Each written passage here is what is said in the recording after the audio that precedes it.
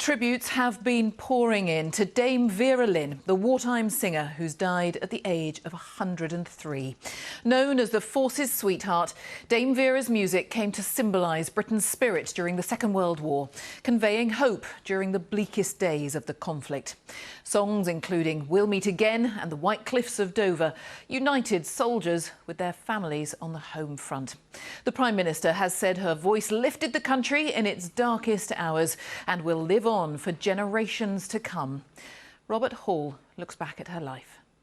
There'll be bluebirds over. It is a voice that has spanned the decades. The voice of an ordinary London girl born at the end of the First World War who became an iconic symbol of the Second. Vera Welch, daughter of a plumber and a dressmaker, began singing as a child. She took her grandmother's surname, Lynn, as a stage name, made her first record aged 19 and sold 1 million records in the next 3 years. This little girl from East Town would never have had the opportunity if she hadn't have been singing, if my mother hadn't put me on the stage. This letter of mine is getting to be a sort of rendezvous where husbands and wives, torn apart by war, can be brought together by music. When war broke out again, Vera began broadcasting with the BBC. Through a Forces Request programme, Sincerely Yours, she became the girl that thousands of fighting men hoped they'd meet when they returned home, although some accused the programme of damaging the war effort.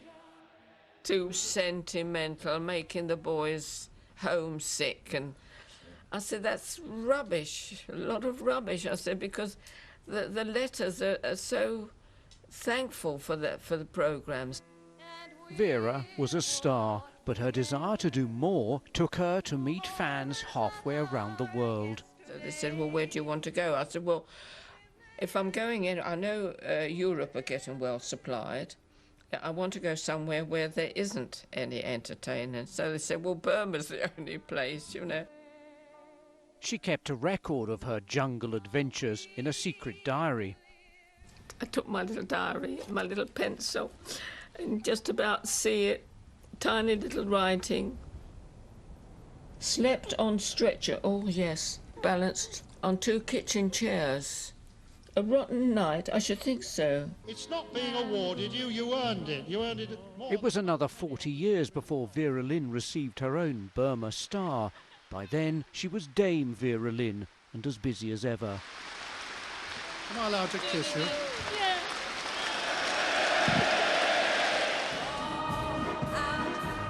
In 1995, Vera led veterans in song outside Buckingham Palace to mark the 50th anniversary of VE Day.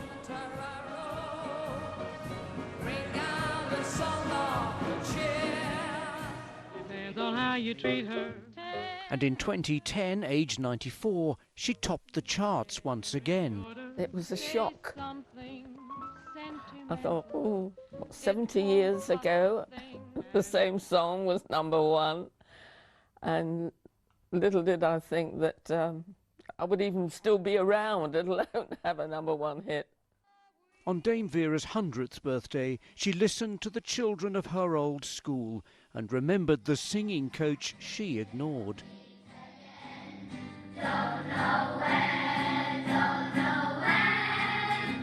When she heard me sing, she says, no, I can't train that voice. It's not a natural voice.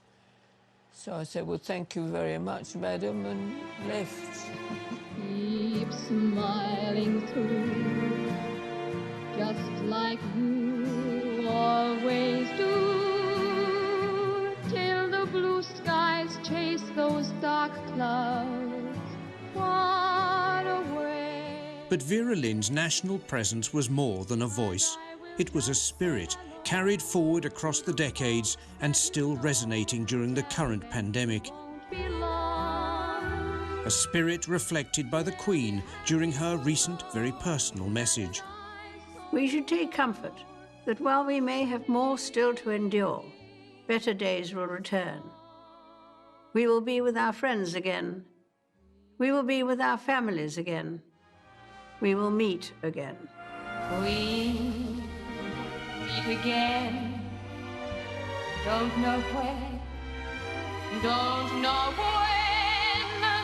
Vera Lynn's strongest bonds were always with the veterans she still referred to as my boys. The words she sang will endure long after the last of them has left us.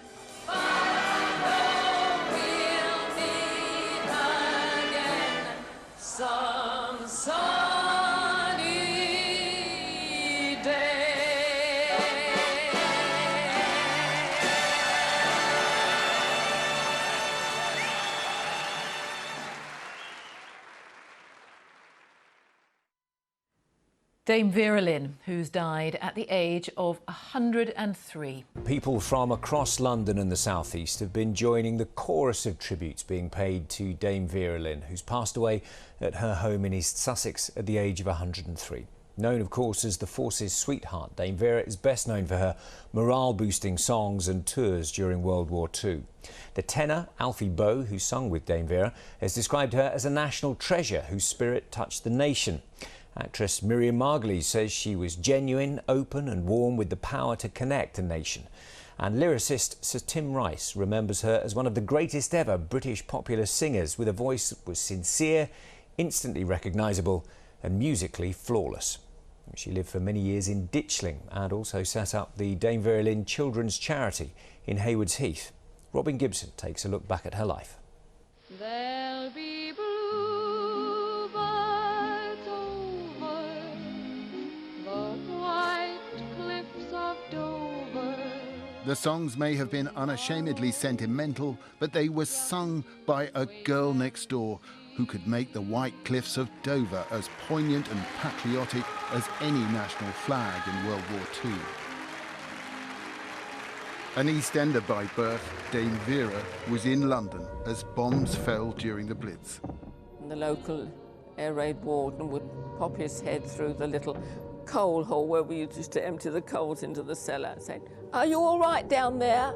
"Yes, yes, we're all right." "Right, well, stay where you are." The war made her a people's hero, and in later life, she stood up for causes close to her heart.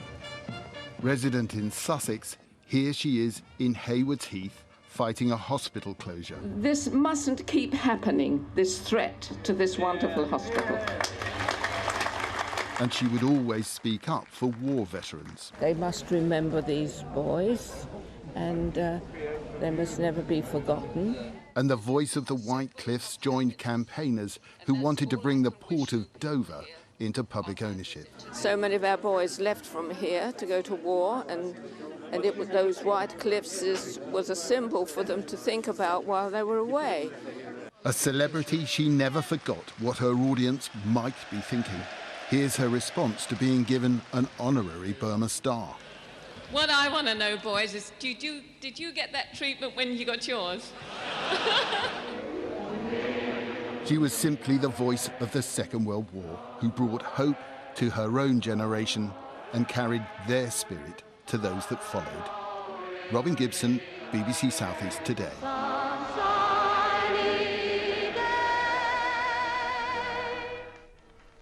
Well, Robin joins me in the studio now. Really, I mean, it's quite hard to overstate the importance and the impact that Dame Vera's had down the years. Well, we're certainly seeing that in the outpouring of emotions and memories that we're seeing today, Rob. Importance, yes, importance to that Second World War generation. She was, first and foremost, a singer and an entertainer, and she had that voice. And that voice somehow encapsulated the Second World War, the emotions of home, of Britain, to all those soldiers that were serving, and of course to the people they'd left behind back home. She was someone who used her celebrity wisely after the war. We've seen her there as a campaigner, but sadly, with the passing of her, we're seeing the passing of that generation she represented so well. Indeed. Robin, thank you very much. Yes, we're remembering Dame Vera Lynn, who's died at the age of 103.